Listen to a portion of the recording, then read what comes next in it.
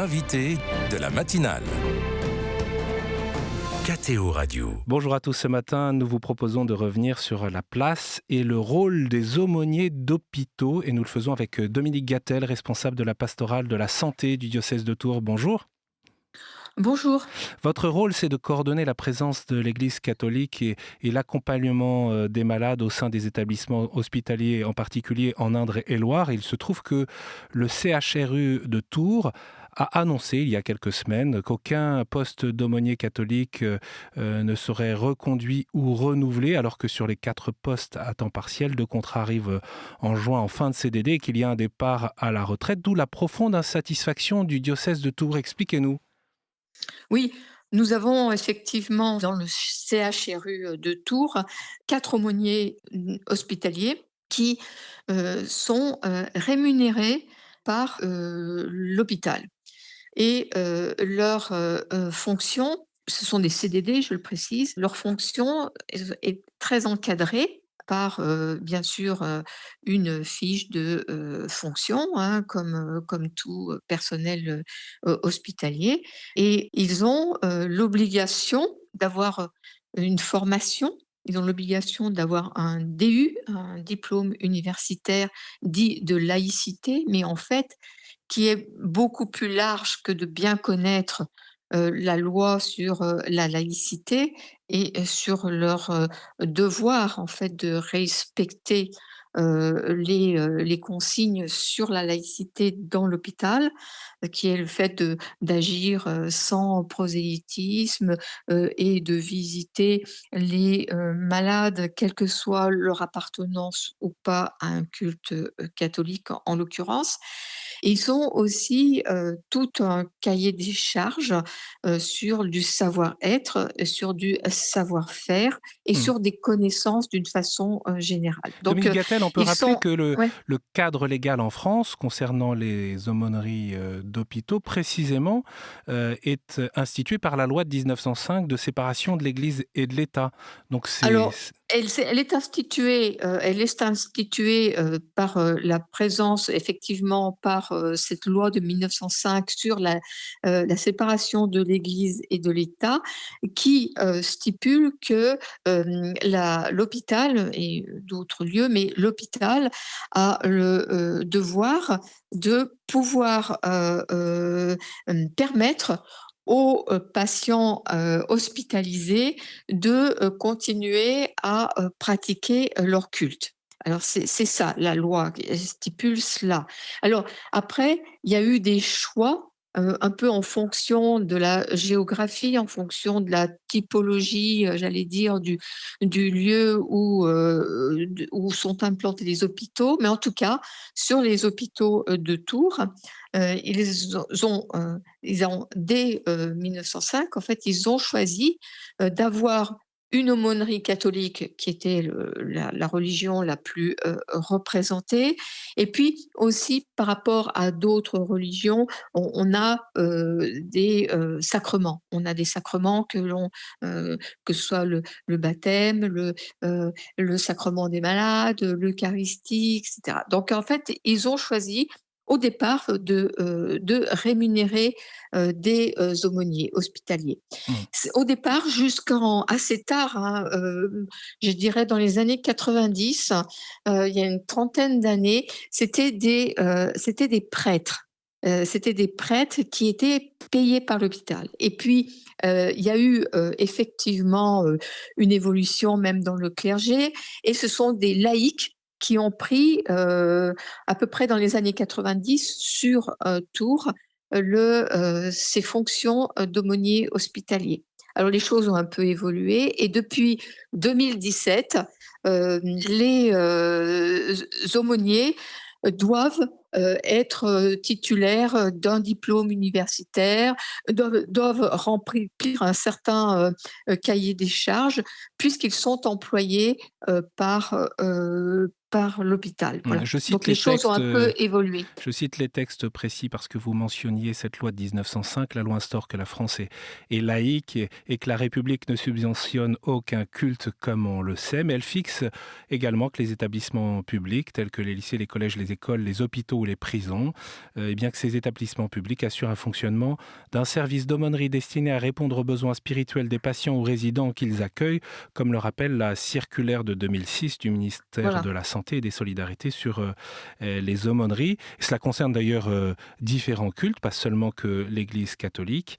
Et ce Non, non. recrutement, il est assuré par les chefs d'établissement de santé sur proposition des autorités cultuelles dont ils relèvent, avec d'ailleurs une rémunération très, très encadrée. Quel est l'enjeu pour vous de cette présence des aumôniers? Vous nous avez rappelé le cadre de l'activité des aumôniers au CHRU de Tours. Quel est l'enjeu pour vous? Alors, l'enjeu, il est le suivant, c'est que nous faisons actuellement les 4 aumôniers sur 5 établissements qui dépendent du CHRU font environ 8 000 visites. Voilà. 8 000 visites par Et an.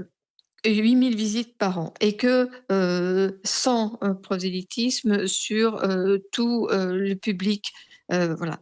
Et ils agissent en fait 24 heures sur 24, 7 jours sur 7. C'est-à-dire qu'on peut Voilà. appeler l'aumônier quand on est patient, Oui, si on a un besoin, voilà, quelle c'est que soit ça, l'heure du jour c'est ou de la ça. nuit. Quelle que soit l'heure du jour et de la nuit. Et c'est-à-dire que nous avons une équipe. Ils forment une équipe, ces 4 aumôniers forment une équipe. Alors, ils ont leur quotité de travail, si vous voulez, sur la semaine. Et une fois par semaine, la plupart encadrent aussi des bénévoles. Enfin, ils ont une journée ou une après-midi où ils ont des bénévoles avec eux. Mais la plupart du temps, ils sont tout seuls et ils s'organisent entre eux pour ne laisser aucun trou 24 heures sur 24 et 7 jours sur 7. Et ils ont une interchangeabilité entre les lieux. C'est-à-dire que l'aumônier de l'hôpital Trousseau peut aller visiter, si c'est lui qui est là et qui est de permanence, quelqu'un sur l'hôpital Bretonneau, qui est l'autre hôpital, le grand hôpital de Tours. Voilà. Et aussi en maternité ou à Clocheville, l'hôpital des enfants ou dans les soins de suite à l'Ermitage. Si vous voulez, Pour ceux ils qui ont nous une écoutent, voilà. Dominique Gattel, à l'ère des Donc, hautes technologies, juste, de la haute technicité des soins médicaux, des progrès médicaux, le besoin spirituel, pardon de ma question, est toujours présent à l'hôpital? bien sûr, il est présent à l'hôpital parce que les besoins spirituels d'écoute, de fraternité, de présence, de soutien sont très présents en fait. Et, il y a beaucoup de solitude dans les hôpitaux. Et ce que je voulais dire, c'est que parmi ces 8 000 visites, nous faisons 80% de soutien dit spirituel et 20% de réponse à une demande cultuelle, c'est-à-dire avec soit une prière, soit la communion, soit le sacrement des malades, soit effectivement une bénédiction ou le baptême. Voilà. Et donc, on est vraiment en appui, en fait, de façon non prosélytique, quel que soit le culte ou quelle que soit une appartenance ou pas à une religion. Ce que je voulais dire, c'est que ces gens, ces aumôniers, ils sont formés pour ça.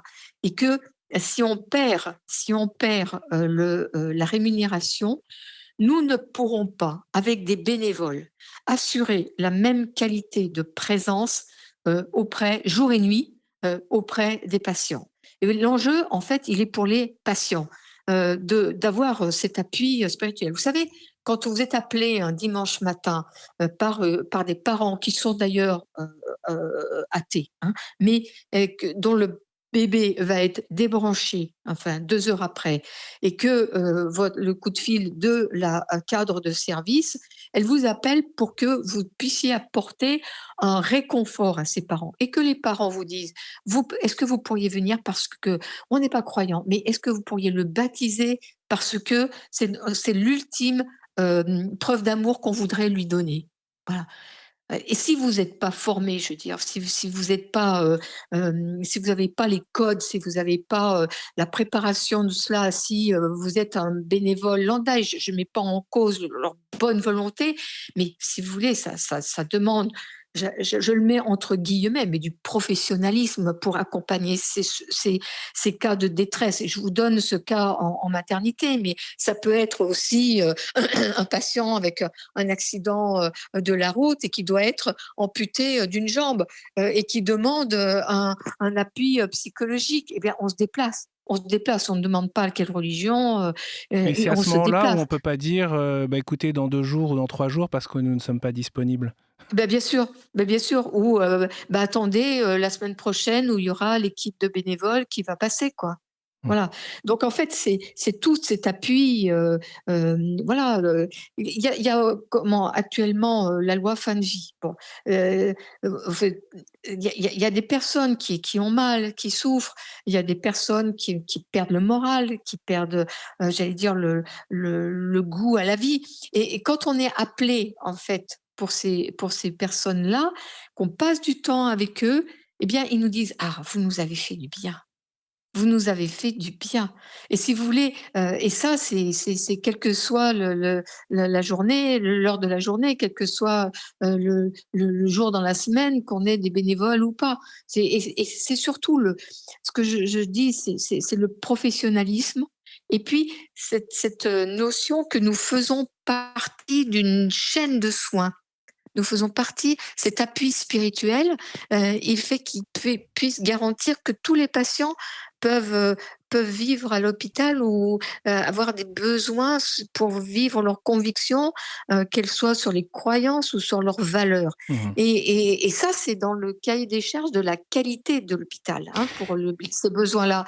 Et si vous voulez, c'est ça qu'on risque de perdre, c'est ce professionnalisme des, aumôniers, Mmh. voilà, et Dominique leur Gattel, disponibilité jour et nuit. Dominique Gattel, l'archevêque de Tours, monseigneur Jordi, a demandé aux fidèles d'écrire une lettre de soutien à cette aumônerie du CHRU de Tours. Il y a eu une forte mobilisation.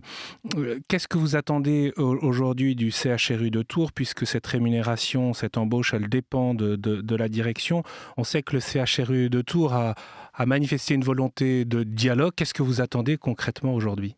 Alors il y a une rencontre, voilà, qui pour l'instant, je veux pas vous dire quelle en sera, l'issue, mais, pour moi l'attente, c'est qu'enfin on va pouvoir, dialoguer, avec, la direction, du CHRU, et c'est un grand pas, en avant. Je peux pas vous dire, l'issue, et ça ne m'appartient pas, mais, on a senti, que, l'hôpital, voilà, avait entendu, les appels, un peu, que ce soit des patients, que ce soit du personnel soignant, que ce soit des pouvoirs publics aussi, ou, des journalistes, voilà. Merci beaucoup Dominique Gattel de nous avoir rappelé les enjeux autour des aumôneries d'hôpitaux, précisément au CHRU de Tours, mais cela vaut pour l'ensemble des établissements hospitaliers en France, et votre souhait de préserver cette présence de qualité pour l'accompagnement spirituel au sein des établissements en Indre-et-Loire en particulier. Je rappelle que vous êtes responsable de la pastorale de la santé dans le diocèse de Tours. Merci beaucoup. Au revoir.